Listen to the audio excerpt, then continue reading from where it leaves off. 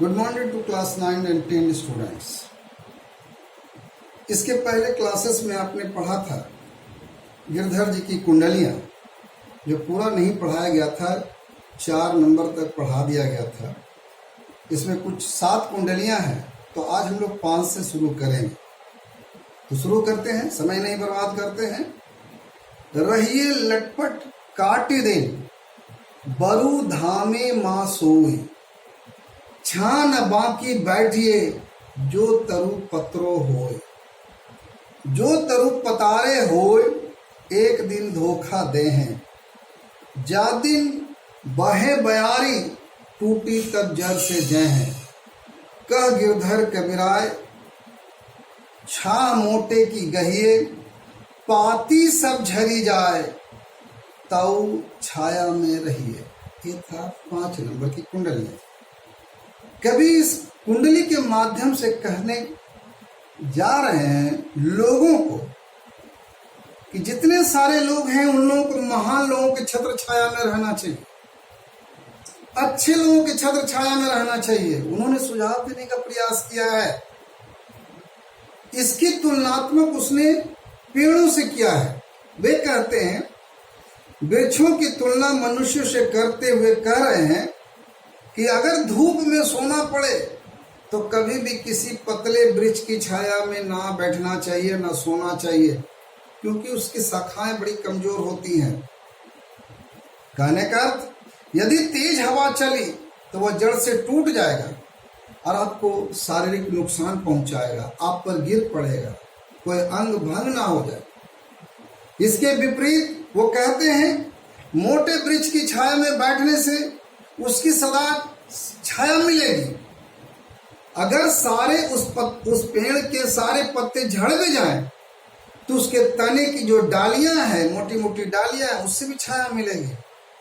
फिर कहते हैं अच्छे व महान लोगों के साथ उनके आश्रम में रहेंगे तो कभी भी धोखा नहीं गाएंगे और अच्छे गुण को प्राप्त करेंगे, अच्छे गुण को गाएंगे। मामूली या नीच लोगों को सहारा लेंगे या उनके साथ चलेंगे, बुरे लोग के साथ चलेंगे तो संकट आने पर, मुसीबत आने पर वह आपका साथ छोड़ करके मुंह मोड़ लेंगे, चले जाएंगे, आपको मझधार में छोड़ करके भाग खड़े होंगे। अब 6 नंबर की कुंडलियां। पानी बाढ़े नाव में, घर में बाढ़े दाम, दो हाथ उलीचिए यही सयानों काम, यही सयानों काम, राम को सुमरन कीजिए पर स्वार्थ के काज शीश आगे धर दीजिए, कह गिरधर कबीराय बड़ेन के यही बानी, चलिए चाल सुचाल रखिए अपना पानी। यहाँ पर बड़े उपकार का उपदेश कवि कह रहे हैं।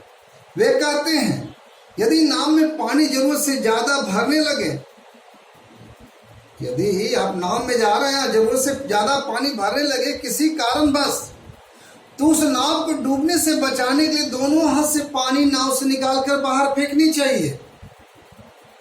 इसी प्रकार यदि धन जरूरत से ज्यादा आपके पास हो गया है तो उस धन को दान करना चाहिए। इसी में समझदारी है और समझदार लोग ऐसा करते हैं। ईश्वर को याद करो, परोपकार का काम करो, भलाई का काम करो, दूसरों के हित के लिए यदि आवश्यकता हो तो स्वयं को बलिदान करने के लिए तैयार रहो, अपने आप को सामने लाओ। बड़े लोगों ने तथा महान लोगों ने यही समझाने का प्रयास किया है, अपना आचरण अच्छा रखो, आप स्वच्छ रहो। अगर आपका आचरण अच्छा रहा तभी आपका समाज में, देश में सम्मान होगा। ये तो 6 नंबर की कुंडली है। और आखिरी नंबर 7, राजा के दरबार में जैसे समया पाए, साई तहाँ न बैठिए जहां को दे उठाए, जहां को दे उठाए बोल अनबोले रहिए, हंसिए नहीं हहाय, बात पूछे तो कहिए, कह गिरधर कबीराय समय सो कीजिए काजा, अति आतुर नहीं होय बहुरु अनखें राजा। इस अंतिम कुंडलियां के माध्यम से कवि कहते हैं कि राज दरबार के में शिष्टाचार क्या होता है वो बताने का प्रयास कर रहे हैं। कि राज दरबार में अगर जाने का मौका मिले तो वहां का शिष्टाचार कैसा है।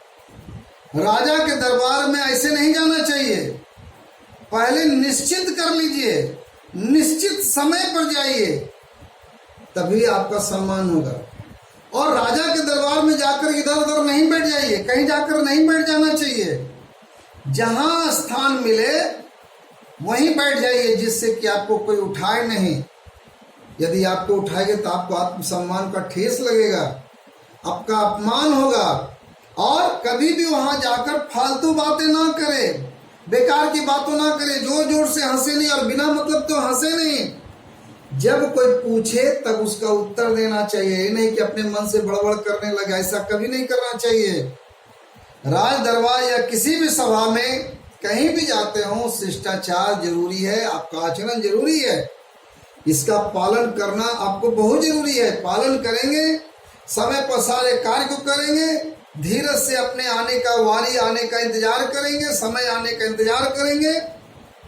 यदि अधीरता दिखाने लगा तो क्या होगा, राज दरबार में राजा का क्रोध, राजा को आपके प्रति क्रोध आ सकता है, वो झुंझुनाने लग सकते हैं और कुछ कह भी सकते हैं। इसलिए राज दरबार में शिष्टाचार से ही रहना चाहिए। ये था आज कुंडलियां की लगभग समाप्त हो गए। उम्मीद है कि आप बार बार इसे पढ़ करके YouTube के माध्यम से समझेंगे। फिर आपको प्रश्न उत्तर नेक्स्ट में दिया जाएगा जो आपको लिखना है। तब तक लिए इतना ही। और ये भी बता दें कि नेक्स्ट में चलेंगे दूसरी कहानी में। तब तक लिए आप स्टे होम, घर में रहें, सुरक्षित रहें, सावधान रहें और साफ सफाई रखें। Thank you.